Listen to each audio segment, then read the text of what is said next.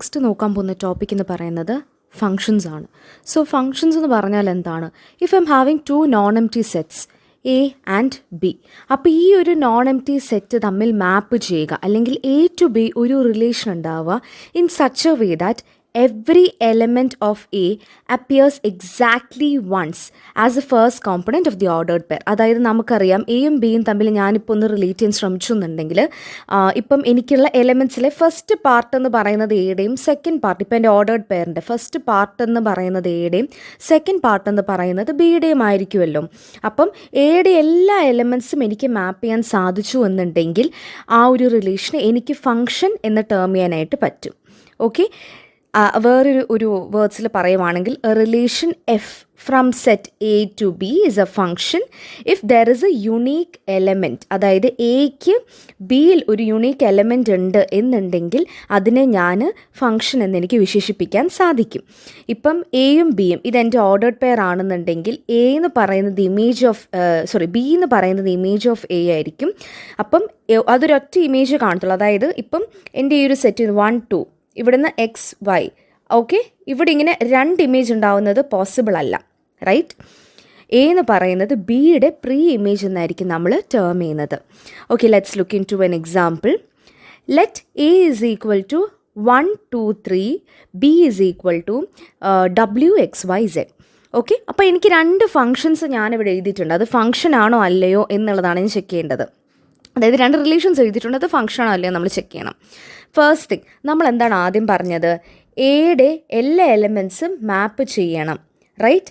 അപ്പം എയുടെ എല്ലാ എലമെൻറ്റ്സും എനിക്കിവിടെ മാപ്പ് ചെയ്യാനായിട്ട് സാധിക്കുന്നുണ്ടോ? ഉണ്ട്, യെസ്. രണ്ടാമത്തേത് എന്താ? ബിക്ക് ഒരു യുണീക്ക് ആയിരിക്കണം, വിച്ച് മീൻസ് ദാറ്റ് എൻ്റെ ഓരോ എലമെൻറ്റ് എയിൽ നിന്നും ബിയിലോട്ട്, ഒറ്റ ബിയിലോട്ട് മാത്രമേ പോകാം, അല്ലാതെ എയിൽ നിന്ന് രണ്ട് ബിയിലോട്ട് പോകാനായിട്ട് സാധിക്കില്ല. അതിവിടെ കറക്റ്റ് ആണല്ലോ, അല്ലേ? So this is a function, it's A function. അടുത്തത് നോക്കാം. അടുത്തതിൽ നമ്മൾ എയിലെ എല്ലാ എലമെൻറ്റും എനിക്ക് ബിയിലോട്ട് ഞാൻ മാപ്പ് ചെയ്തിട്ടുണ്ടോ? ഇല്ല. നോക്കിക്കേ, 1 2 3, this element is not mapped, isn't it? അപ്പം this is not a function. So അങ്ങനെയാണ് നമ്മളൊരു ഫങ്ഷൻ ആണോ അല്ലയോ എന്നുള്ളത് ഐഡൻറ്റിഫൈ ചെയ്യുന്നത്. ഒന്ന്, whether all elements are mapped. രണ്ട്, ആ മാപ്പ് ചെയ്ത എലമെൻറ്റ് ഒറ്റ എലമെൻറ്റിൽ, ബിയിലെ ഒറ്റ എലമെൻറ്റിലോട്ടാണോ മാപ്പ് ചെയ്തേക്കുന്നത് എന്നുള്ള ഈ രണ്ട് കണ്ടീഷനാണ് നമ്മൾ ചെക്ക് ചെയ്യുന്നത്. അടുത്ത് നമ്മൾ നോക്കാൻ പോകുന്നത് ഡൊമെയിൻ ആൻഡ് റേഞ്ച് ആണ്. If there is a relation f such that it is from A to B, എനെ ഞാൻ ഡൊമെയിൻ എന്ന് പറയും, ബീനെ ഞാൻ കോ ഡൊമെയിൻ എന്ന് പറയും.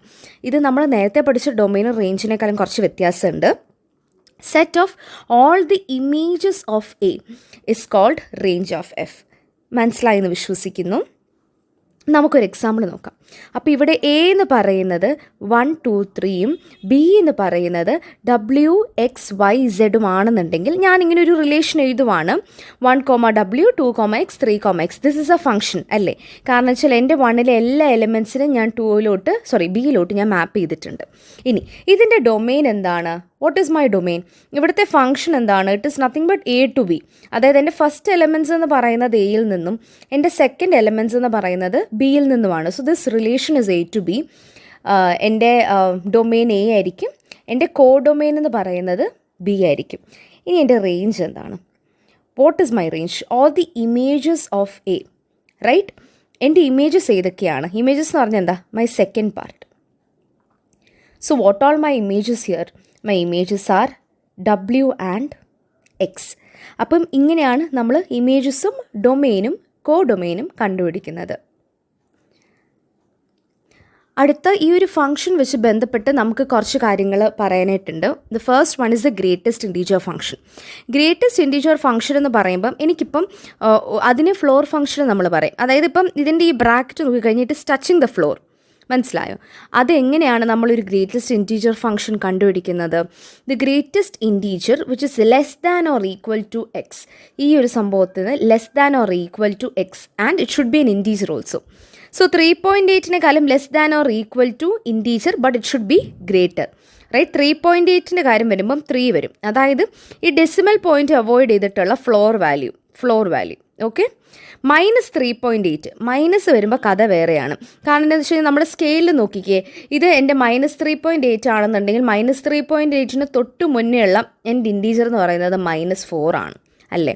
സോ എൻ്റെ ഫ്ലോർ ഫംഗ്ഷനിൽ -3.8 വന്നു കഴിഞ്ഞാൽ അത് -4 ആയിരിക്കും. ഇതുപോലെ തന്നെ ഇതിൻ്റെ നേരെ ഓപ്പോസിറ്റ് ഉള്ളതാണ് സീലിംഗ് ഫംഗ്ഷൻ. എന്ന് വെച്ച് കഴിഞ്ഞാൽ കണ്ടോ, ഈ ബ്രാക്കറ്റ് മേളിലാണ് മുട്ടുന്നത്, റൈറ്റ്. അപ്പം അതെന്താണ്, least integer greater than or equal to x. അതായത് ഈ ഒരു ഡെസിമൽ പാർട്ടിനെ നമ്മൾ അവോയ്ഡ് ചെയ്യണം. പക്ഷേ the least integer that is greater than or equal to x. അപ്പം ഇതിൽ നിന്നും ഗ്രേറ്റർ ഒരു +1. ഓക്കെ, ഇവിടെ 4 ആണ്, ഇവിടെയും അത് 4 ആണ്.